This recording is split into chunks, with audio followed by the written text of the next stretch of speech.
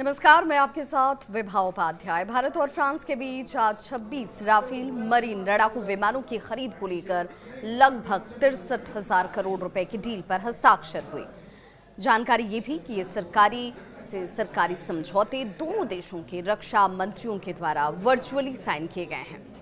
समारोह की अध्यक्षता की अगर बात करें तो रक्षा सचिव राजेश कुमार सिंह और फ्रांस के राजदूत थियरी माथू की तरफ से की गई। इसके साथ ही आपको बताते चलें कि निजी क्षेत्र के बीच भी समझौते किए जाने की बात सामने आई। इससे पहले फ्रांसीसी रक्षा मंत्री को व्यक्तिगत रूप से हस्ताक्षर समारोह में भाग लेना था, लेकिन कुछ निजी कारणों की वजह से उन्होंने अपनी इस यात्रा को रद्द किया। सुरक्षा मामलों की कैबिनेट समिति ने इस महीने की शुरुआत में इस सौदे को मंजूरी दे दी थी और भारतीय विमान वाहक पोतों, विशेष रूप से आईएनएस विक्रांत पर तैनाती के लिए 26 राफेल मरीन लड़ाकू विमानों की आवश्यकता पहले से ही महसूस की जा रही थी। MiG-29 के लड़ाकू विमानों की बात करें तो इनके मौजूदा बेड़े में रखरखाव समस्या की वजह से कई तरह के प्रदर्शन में खराबी और उस प्रदर्शन को लेकर के कई तरह के सवाल भी हाल के दिनों में उठते रहे। राफेल एमजेट को भारतीय जरूरत को पूरा करने के लिए अनुकूलित किया जाएगा और उन्हें आईएनएस विक्रांत में एकीकृत किया जाना है। स्वदेशी लड़ाकू जेट के विकास के पूरा होने पर इन लड़ाकू विमानों को एक अस्थायी इंतजाम के रूप में खरीदा जा रहा है।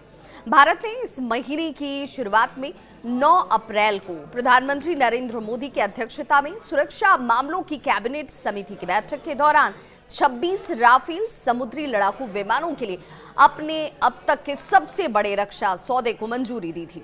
सरकार अनुबंध में 22 सिंगल सीटर और 4 द्वितीय सीटर जेट शामिल हैं। साथ ही बेड़े के रखरखाव की बात करें, रसद सहायता की बात करें, कर्मियों के प्रशिक्षण और स्वदेशी कंपोनेंट निर्माण के लिए एक व्यापक पैकेज भी इसमें शामिल है।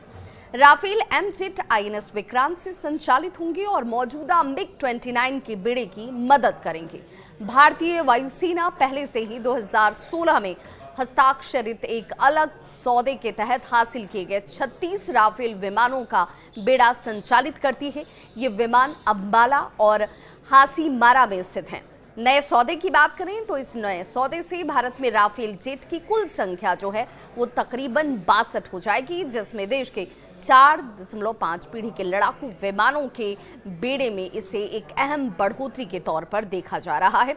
यानी कि सुरक्षा के दृष्टिकोण से हम और ज्यादा सशक्त होंगे, मजबूत होंगे, चौकसी ज्यादा कारगर होगी और इस दिशा में ये तमाम राफेल विमान जो हैं वो आपके लिए, आपको खुद की सुरक्षा के लिए और देश की सुरक्षा में एक आमूल चूल परिवर्तन के साथ आने वाले वक्त में नजर आएंगे।